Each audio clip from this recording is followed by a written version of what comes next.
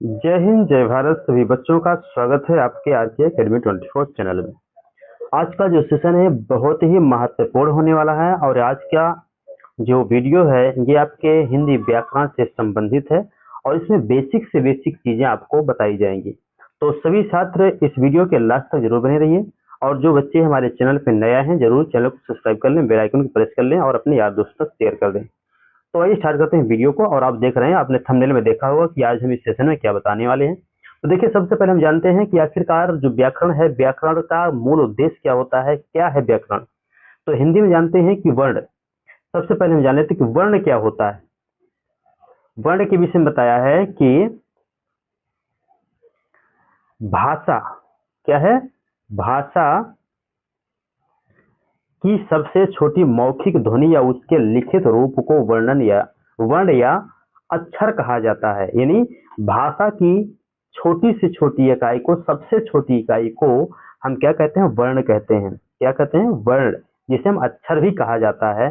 जैसे स्वर में कहा कि स्वर है, जिसे इंग्लिश उसको वॉवेल कहते हैं। उन ध्वनियों को कहते हैं जो बिना किसी अन्य वर्णों की सहायता से उच्चारित किए जाते हैं। ठीक है, स्वतंत्र रूप से बोले जाने वाले क्या है, वर्ण यानी स्वर कहलाते हैं। हिंदी भाषा में मूल रूप से 11 स्वर होते हैं। जैसे आप स्क्रीन पे देख रहे हैं, आ ई उ ए, ऋषि है, री है और ए है, ओ आदि। हिंदी भाषा में री का अर्थ जो होता है वो आधा होता है, आधा, जिसे आधा स्वर कहते हैं या अर्ध स्वर कहते हैं। इसको इस तरह से माना जाता है। ठीक है, अतः इसे स्वर में शामिल किया गया। किसको, री को किसमें, स्वर में शामिल किया गया। अब यहाँ जान लेते हैं कि अग्रस्वर क्या होता है। ये तो हो गया स्वर, और अग्रस्वर क्या होता है इसके विषय में जान लेते हैं। अग्रस्वर होता है जिन स्वरों के उच्चारण में जिह्वा का आगे का जो भाग होता है, अग्र भाग होता है, वो सक्रिय होता है, उसे हम अग्रस्वर कहते हैं। जैसे ई, ए, ऐ, आ, ई। तो ये हमारे क्या होते हैं, इनमें हम अग्रस्वर का प्रयोग करते हैं, अग्रस्वर कहलाता है, या हमारे जिह्वा का अग्रभाग यहाँ पे एक्टिव होता है। ठीक है, अगला है पश्च स्वर। क्या होता है, पश्च स्वर होता है जिन स्वरों के उच्चारण में जिह्वा का पीछे का भाग सक्रिय होता है, उसे पश्च स्वर कहा जाता है, अर्थात पीछे का स्वर कहा जाता है। और पीछे वाले भाग से इस स्वर को क्या है, एक्टिव करती है, जिह्वा के द्वारा एक्टिव होता है। जैसे आ, ई, आ, उ, ओ, आ। तो ये हमारा क्या होता है, ये हमारा जिह्वा के पश्च भाग से, मतलब पिछले भाग से ये स्वर निकलते हैं और यहाँ पे ये वर्ण यहाँ पे प्रयोग किए जाते हैं। आता है अगला, संवृत स्वर। क्या होता है, संवृत स्वर में क्या कहा है, संवृत स्वर कहता है कि संवृत का अर्थ होता है कम खुलना। संवृत का अर्थ होता है कम खुलना। जैसे कुछ ऐसे शब्द होते हैं या कुछ ऐसे वर्ण होते हैं जो हम कम मुंह फैलता है हमारा और वहां पे हम उस शब्द को कह देते हैं, इसे हम संवृत स्वर कहते हैं। जैसे अर्थात जिसे जिन स्वरों के उच्चारण में मुख कम खुलता है, मतलब कि हमारा मुंह कम खुले और वो बात को हम कह दें, उन्हें हम संवृत स्वर कहते हैं। जैसे ई, ऊ। तो हमारे यहाँ पे क्या होता है, मुंह कम खुलता है और यहाँ पे हम स्वर को बोल भी देते हैं, तो ये हमारा क्या होता है, संवृत स्वर होते हैं। कौन में सम्मिलित होते हैं, इसमें ई और ऊ। तो ये हमारे संवृत स्वर होते हैं। अगला देखते हैं,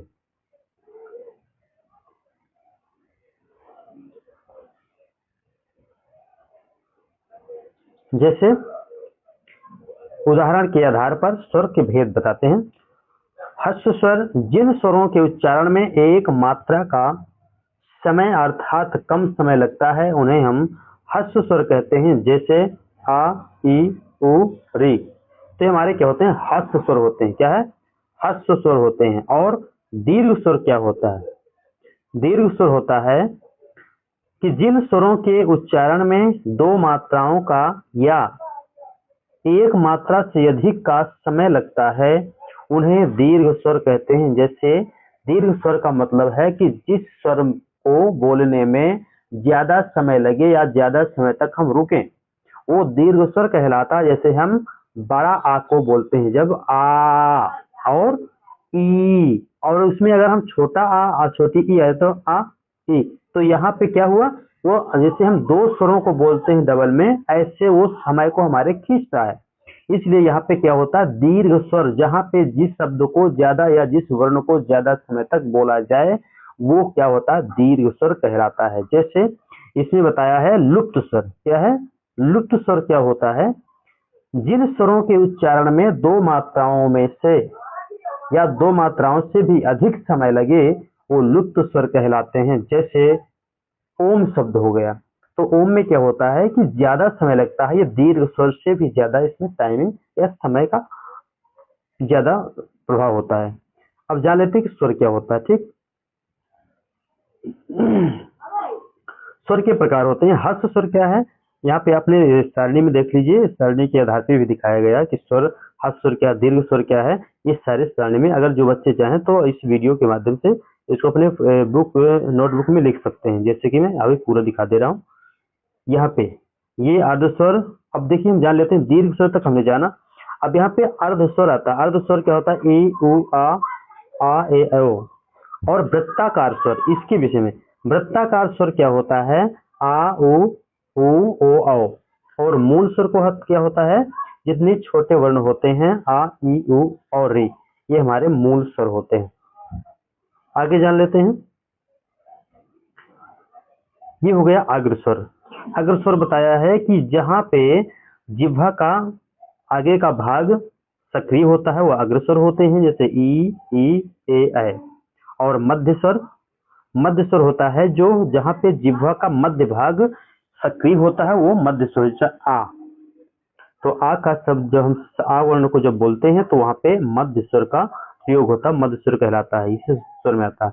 पश्च स्वर क्या होता है, जहां पे हमारी जिह्वा का पिछला भाग एक्टिव होता है, यानी सक्रिय होता है बोलने में, वो हमारा पश्च स्वर होता है। संवृत्त स्वर होता है जहां पे समय का ज्यादा खिंचाव हो, वो संवृत्त स्वर होता है। अब जान लेते हैं यहाँ पे व्यंजन। व्यंजन क्या होता है, व्यंजन को जान लेते हैं।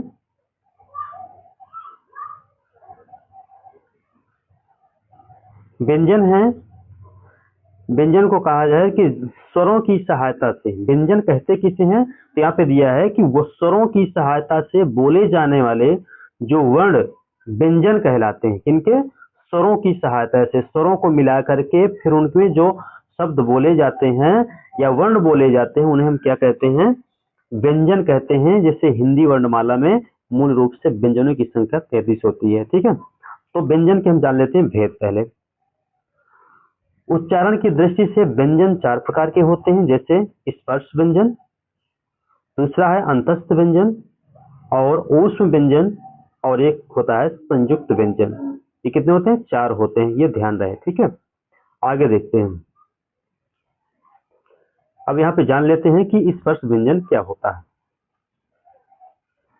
स्पर्श व्यंजन है कंठ, तालव्य, मूर्धा, दंत तथा ओष्ठ के परस्पर स्पर्श से बोले जाने वाले जो वर्ण होते हैं वो व्यंजन कहलाते हैं। कहाँ पे, कंठ तालव्य, मतलब कंठ में जहाँ तालु होता है वहां के माध्यम से जो स्वर निकलता हो, और मूर्धा, दंत हो गया, मूर्धा हो गया, दंत हो गया, और ओठों के द्वारा, होष्ठ के द्वारा परस्पर जो स्पर्श होता है, जब कोई शब्द बोला जाता है यहाँ पे स्पर्श होता है, वहां पे क्या होता है, वो होते हैं वर्ण स्पर्श से बोले जाने वाले, वो व्यंजन कहलाते हैं, जिसे हम स्पर्श व्यंजन कहते हैं। उसके स्पर्श मतलब उसके छू जाने से, जो जैसे हमारी जिह्वा हमारे कंठ तालव्य में जब छू जाती है तो वहां पे स्पर्श व्यंजन का प्रयोग किया गया।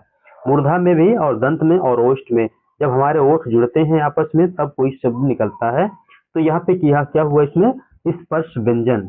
और अब जान लेते हैं स्पर्श व्यंजनों की संख्या 25 है।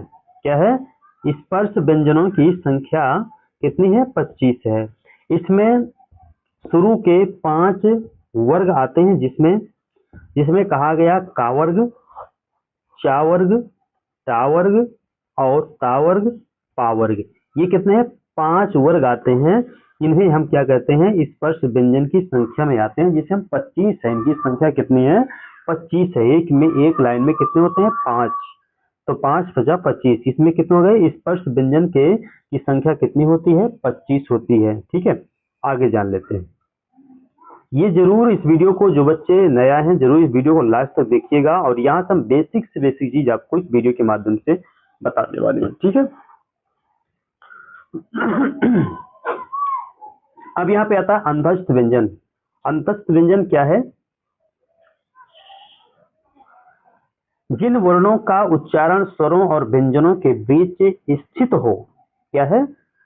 जिन वर्णों का उच्चारण स्वरों और व्यंजनों के बीच स्थित हो उसे हम अंतस्थ व्यंजन कहते हैं। यानी जिन व्यंजनों का उच्चारण करते समय भीतर से बाहर की ओर शक्ति लगती हो। मतलब कि जब हम कोई वर्ण या कोई व्यंजन हम बोलते हैं या कोई उच्चारण करते हैं तो वहां पे हमें क्या अंदर से बोलने में ताकत लगती है, शक्ति लगती है, तो वहां पे वो क्या हो जाते हैं अंतस्थ व्यंजन। जैसे अंतस्थ व्यंजनों की संख्या कितनी होती है? 4 होती है। कौन कौन? या, रा, ला, वा। तो हमारी जो आवाज है हमारी डायरेक्ट अंदर से आती है। क्या है?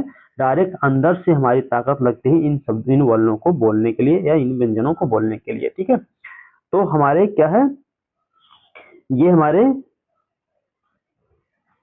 अंतस्थ व्यंजन के अंतर्गत आते हैं, ठीक है। अब जान लेते हैं ऊष्म व्यंजन क्या है।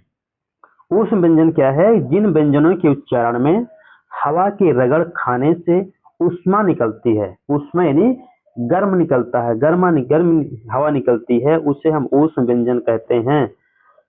जैसे कि ऊष्म व्यंजनों की संख्या भी 4 होती है। सा, तो हम सा बोलते हैं तो हमारी ये जो वायु है बाहर निकलती है और गर्म हवा के साथ निकलती है, जिसे हम ऊष्म व्यंजन कहते हैं। गर्म हवा निकलती है इनके बोलने के साथ। जैसे सा, खा, हा, तो यह क्या है? ये ऊष्म व्यंजन कहलाते हैं और ये मुख्य रूप से कितने होते हैं? 4 होते हैं। कितने? 4 होते हैं। अगला जान लेते हैं। ये रहा हमारा संयुक्त व्यंजन। संयुक्त व्यंजन क्या है? संयुक्त व्यंजन दो व्यंजनों के मेल से बना होता है। क्या है? संयुक्त व्यंजन दो शब्दों के दो व्यंजनों के मेल से बना होता है, वो संयुक्त व्यंजन कहलाता है। जैसे संयुक्त व्यंजन की संख्या भी 4 होती है। जैसे छतरी वाला होता है, त्रा होता है, जा होता है और स्रा होता है। तो ये दो शब्दों के यानी दो वर्णों के दो व्यंजनों के मेल से ये क्या है? वह व्यंजन बनता है। जैसे छतरी को कैसे बनाया गया है? इसमें आधा का है और का के हलंत है प्लस है, और इसमें खटकोड़ा वाला है, ये दोनों को मिला करके छतरी वाला बना हुआ है। जैसे त्रा है, त्रा को भी ता में हलंत और प्लस का करके आर लिखा गया, इससे त्रा बनता है। और जैसे ज्ञ होता है, क्या होता है? ज्ञ। तो ज्ञ कैसे बनता है? जे में हलंत है और ज्ञ है, इन दोनों के मेल से जो बनने वाला शब्द हो ज्ञ कहलाता है। और इसे स्रा है, श्री वाला स्रा जो बनता है, इसमें भी सु में हलंत लगकर लगा हुआ है और इसमें प्लस आर है, इसलिए स्रा बन जाता है। ये क्या होते हैं? श्वास वायु के आधार पर वर्णों का वर्गीकरण। अब यहाँ पे जान लेते हैं कि श्वास वायु के आधार पर वर्णों का वर्गीकरण यानी विभाजन कैसे होता है। तो देख लेते हैं।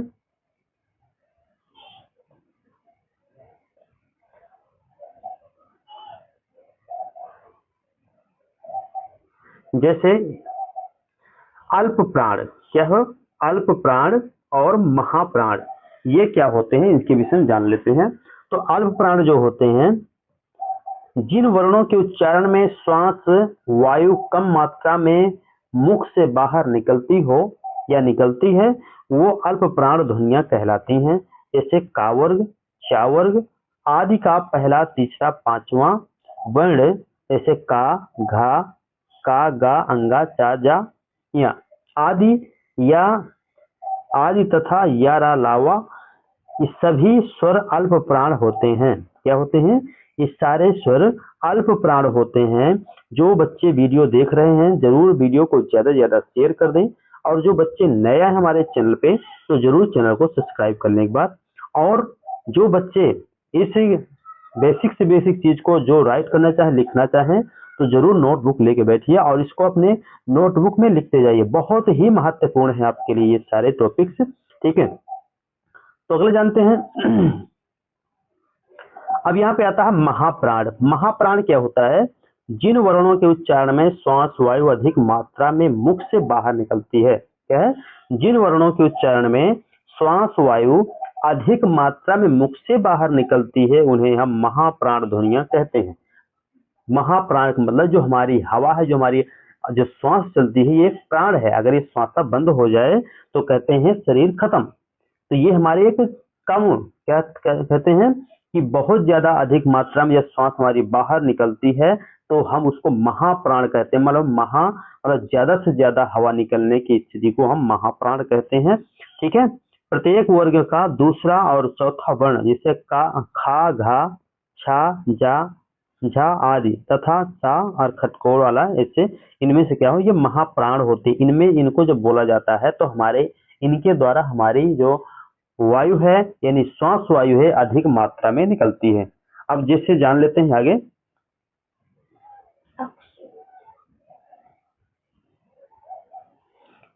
यहाँ पे बताया है कि हिंदी वर्णों का उनके उच्चारण स्थान के आधार पर वर्गीकरण।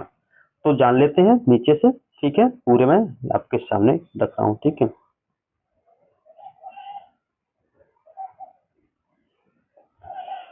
जैसे कंठ वर्ण क्या होते हैं, जिन वर्णों का उच्चारण कंठ से होता है। इसका जिन ऐसे वर्ण जिनका उच्चारण कंठ से होता है, कंठ से उच्चारित वर्ण जैसे आ, फिर बड़ा आ है, ये स्वर है। का, खा, गा, घा, अंगा, ये व्यंजन में आते हैं। और विसर्ग, तो ये क्या होते हैं हमारे, ये कंठ वर्ण होते हैं। इनकी जो ध्वनि निकलती है, जब इनको बोला जाता है तो हमारी जो आवाज निकलती है, उच्चारण होता है, तो हमारी कंठ से आवाज निकलती है, यानी हमारे कंठ से इसका उच्चारण होता है। दूसरा है तालव्य वर्ण। क्या है तालव्य वर्ण? क्या होता है, जिन वर्णों के उच्चारण में जिह्वा का मध्य भाग तालु से स्पर्श होता है, मतलब हमारे तालु में छू जाता है, टच होता है, तो वहां पे जो आवाज निकलती है वो तालव्य वर्ण होते हैं। उन वर्णों के द्वारा जो आवाज निकलती है वो तालव्य वर्ण होते हैं। जैसे उन्हें हम क्या कहते हैं, तालव्य वर्ण कहते हैं। तालु के उच्चारित वर्ण जैसे कौन कौन से होते हैं, ई है और ई है, ये स्वर होते हैं। चा, छा, जा, झा, या और या, सा, ये व्यंजन में आते हैं। तो इतने जितने हमारे वर्ण और व्यंजन और स्वर हैं, इनमें से क्या होता है, ये तालु वर्ण होते हैं। क्या होते हैं, तालव्य वर्ण होते हैं। हमारे तालु में जब हमारी जिह्वा स्पर्श होती है, छू जाती है, टच होती है, तब वहां से वो स्वर निकलते हैं। अब यहाँ पे आता मूर्धन्य वर्ण। क्या होता है मूर्धन्य वर्ण, जिसे हम जिन वर्णों के उच्चारण से यानी उच्चारण में मूर्धा से होता है, उन्हें मूर्धन्य वर्ण कहते हैं। जैसे मूर्धा से उच्चारित वर्ण जैसे री, ये स्वर में आता है। टा, ठा, डा, ढा, ड़ा और रा, खटकोड़, ये व्यंजन में आते हैं। तो ये क्या हो गया, हमारे मूर्धन्य वर्ण होते हैं। क्या है, मूर्धन्य वर्ण होते हैं। अगला है दंत वर्ण। क्या होता है, दंत वर्ण किन्हें कहते हैं, जिन वर्णों के उच्चारण से या उच्चारण में जिह्वा का अग्रभाग यानी आगे का भाग दांतों से स्पर्श हो, वो क्या होते हैं, दंत स्पर्श करता है, उसे हम कहते हैं दंत वर्ण कहलाते हैं। दंत से उच्चारित वर्ण जैसे ली, ता, था, दा, धा, ना और ला, सा, ये सभी क्या होते हैं, व्यंजन होते हैं। और ये व्यंजनों में ही ये क्या होता है, हमारे दंत वर्ण होते हैं। अगला है ओष्ठ वर्ण।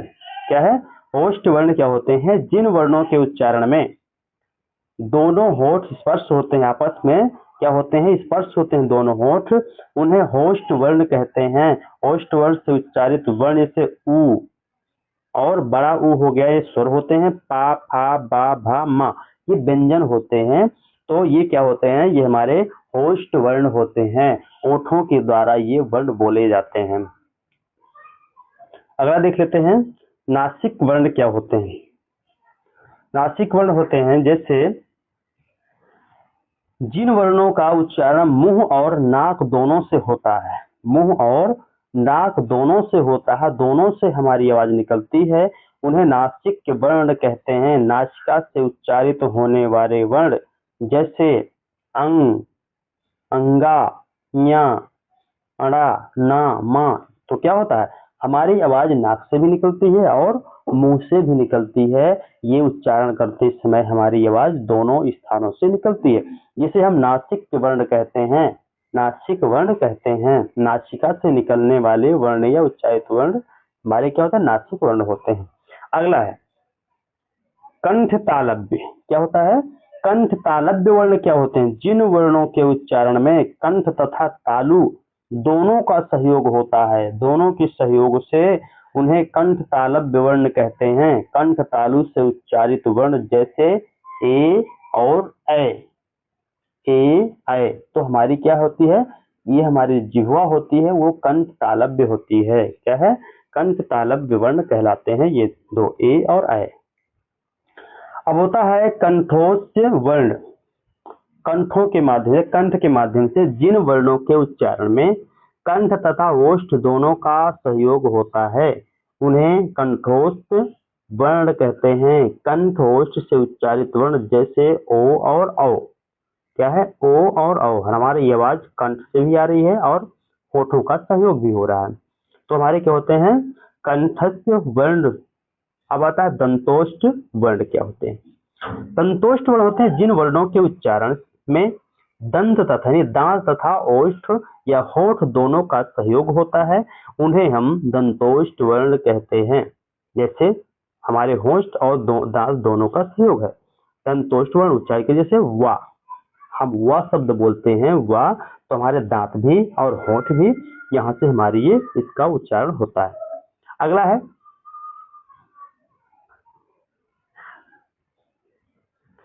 अगला हमारा है वर्त वर्ण। वर्त वर्ण क्या होता है,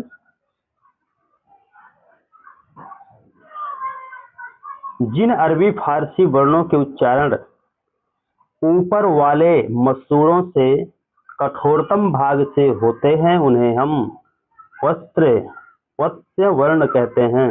क्या, वर्त वर्ण कहते हैं।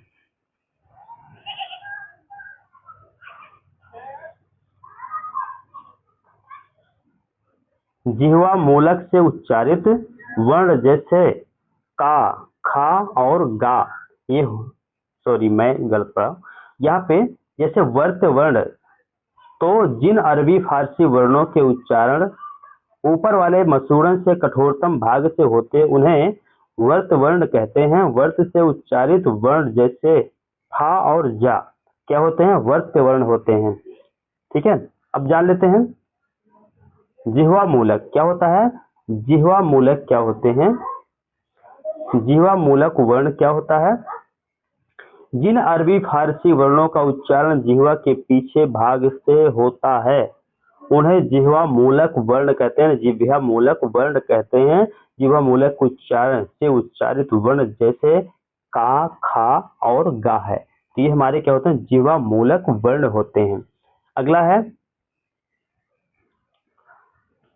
काकल्प वर्ण। काकल्प वर्ण या अली जिह्वा वर्ण कहते हैं जिन वर्णों के उच्चारण में खुला रहता है, मुख खुला रहता है तथा कंठ को खोलकर झटके से बाहर निकलती है आवाज। क्या, झटके से बाहर निकलती है आवाज, उन्हें अली जिह्वा वर्ण या काकल्प वर्ण कहते हैं। जैसे वर्णों क्या कहते हैं, काकल्प वर्ण कहते हैं। वर्णों के उच्चारण स्थान की तालिका में एक बार देख लीजिए। जैसे आपने देखा कंठ क्या होते हैं, ये आपने देखा, और ये तालिका के माध्यम से दिखा रहे हैं। आप एक बार इसको राइट कर सकते हैं, लिख लीजिए। ठीक है, मैंने ये चीज अभी ऊपर बताया आपको, स्वतंत्र दंत ओष्ठ ये सारा कुछ मैंने ऊपर बता दिया। ठीक है, अब चलते हैं अगला।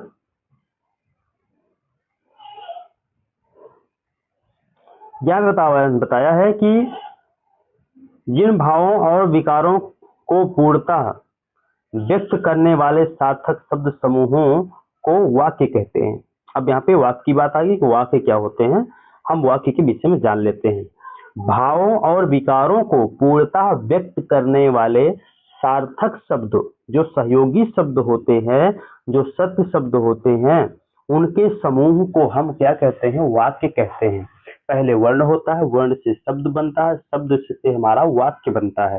तो यहाँ पे अभी वाक्य की बात चले तो वाक्य क्या होता है, अब वाक्य के अंग क्या होते हैं। पहला है उद्देश्य, पहला क्या होता है उद्देश्य, और दूसरा है विधेय। तो हम पहले जान लेते हैं कि उद्देश्य क्या होता है। उद्देश्य को बताया है कि वाक्य में जिस व्यक्ति या वस्तु के संबंध में कुछ बताया जाता है उसे उद्देश्य कहते हैं। क्या कहते हैं, उसे उद्देश्य कहते हैं।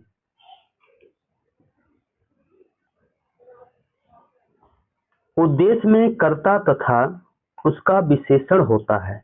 उद्देश्य में कर्ता तथा उसका विशेषण होता है। जैसे जैसे मोहन यानी सोहन खेल रहा है। क्या है, सोहन खेल रहा है। तो इस वाक्य में सोहन उद्देश्य है क्योंकि इसके बारे में कुछ बताया जा रहा है। तो क्या है, सोहन के विषय में कुछ बताया जा रहा है, इसलिए यहाँ पे क्या होगा, सोहन क्या है वो इसका उद्देश्य है। ठीक है, अगला जानते हैं। विधेय क्या है। विधेय के विषय में जान लेते हैं कि विधेय क्या है।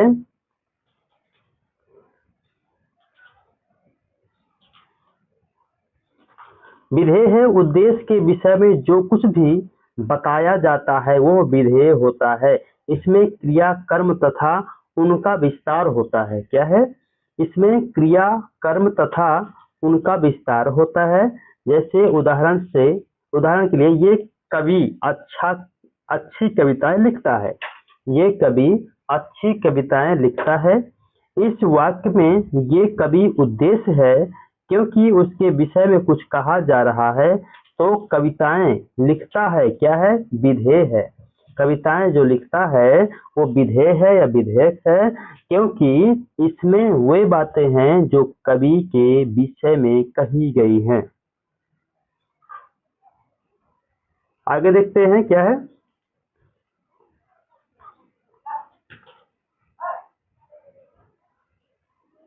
अब यहाँ पे जान लेते हैं अर्थ के आधार पर वाक्यों के प्रकार क्या होते हैं। ठीक है, तो विधानवाचक वाक्य क्या होते हैं, वे वाक्य जिनमें क्रिया के होने या करने की बात कही गई हो उन्हें विधानवाचक वाक्य कहते हैं। जैसे उदाहरण के लिए कहा है कि सूर्य पूरब से निकलता है, बच्चे रोज विद्यालय जाते हैं। तो ये क्या हो गया, हमारा विधानवाचक वाक्य कहलाता है ऐसे में। अब आता है निषेधवाचक। क्या है, निषेधवाचक वाक्य वे वाक्य जिनमें क्रिया के न होने या न करने का बोध हो उसे हम निषेधवाचक या नकारात्मक वाक्य कहते हैं।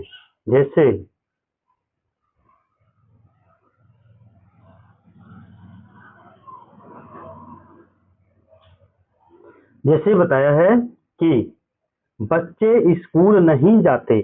क्या है, निषेधवाचक है या नकारात्मक है।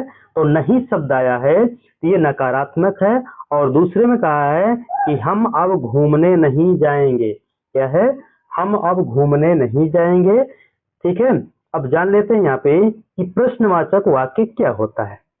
प्रश्नवाचक वाक्य जिन वाक्यों में प्रश्न किया जाता है या प्रश्न होता है उन्हें हम प्रश्नवाचक वाक्य कहते हैं।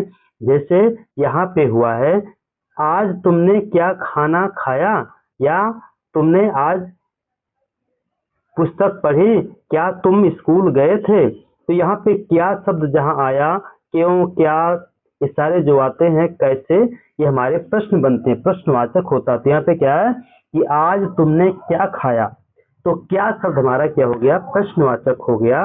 ये प्रश्नवाचक वाक्य है और यहाँ पे आपको प्रश्नवाचक का यहाँ पे सिंबल भी लगा हुआ है। ठीक है, अगला देख लेते हैं। यहाँ पे बताया है उदाहरण के लिए, आज तुमने क्या खाया और आजकल वो क्यों परेशान रहते हैं। अगला संकेतवाचक वाक्य। यहाँ पे संकेतवाचक वाक्य जिन वाक्यों में एक क्रिया का होना दूसरी क्रिया पर निर्भर होता है या किसी शर्त की पूर्ति का विधान किया जाता है उन्हें संकेतवाचक वाक्य कहते हैं। जैसे उदाहरण के लिए, यदि यदि वो समय पर स्टेशन पहुंच गया होता तो उसकी गाड़ी ना निकलती। और दूसरे भी कहा है कि अच्छे काम करोगे तो अच्छा ही फल मिलेगा।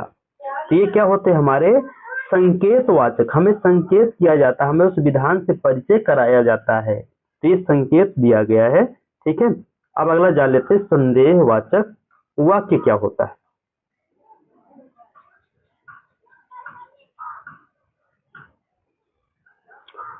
संदेहवाचक वाक्य जिन वाक्यों में संदेह या संभावना पाई जाती है उन्हें संदेहवाचक वाक्य कहते हैं। जैसे उदाहरण में, शायद आज बारिश होगी, यानी बारिश होगी, शायद मैं आज मार्केट जाऊंगा, मतलब कि उसमें संदेह है, कोई निश्चित समय जहाँ पे ना हो वो संदेहवाचक वाक्य कहलाता है। ठीक है, अगला जानते हैं। और यहाँ पे उदाहरण और दिया है, जैसे अब तक भैया घर न पहुंच चुके होंगे। अब तक, इसमें भी कोई निश्चित समय नहीं है, अब तक कोई समय का, टाइम का निश्चित नहीं है। अब यहाँ पे आता है इच्छावाचक। यहाँ पे इच्छावाचक वाक्य क्या होता है, जिन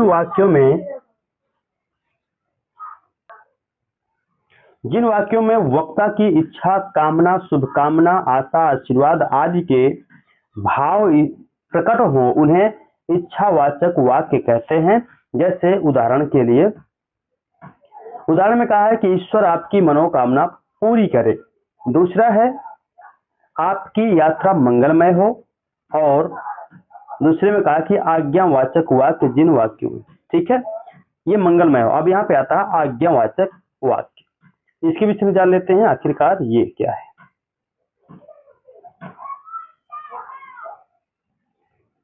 आज्ञावाचक वाक्य में कहता है कि जिन वाक्यों से आज्ञा, अनुरोध, आदेश, प्रार्थना आदि के भाव प्रकट हों उन्हें आज्ञावाचक वाक्य कहते हैं। उदाहरण के लिए, जैसे आप मेरे पास आकर बैठिए। क्या है, आप मेरे पास आकर बैठिए, तो मेरे पास आकर, आइए और बैठिए, ये एक क्या हो गया, आदेश हो गया, आज्ञा हो गई,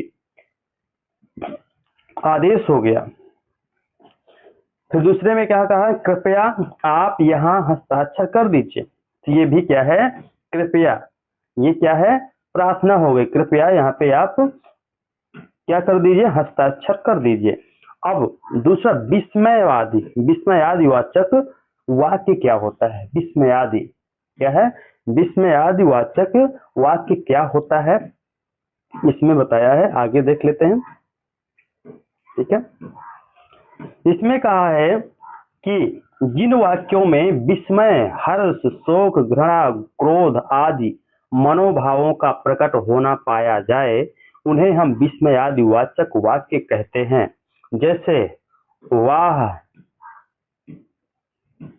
वाह इसे खाकर मजा आ गया, तो यहाँ पे हो गया क्या, विस्मय हो गया, हर्ष हो गया। ठीक है, यहाँ पे आया हाय बेचारा भूखा ही सो गया, तो यहाँ पे क्या हुआ, शोक हुआ, दुख हुआ।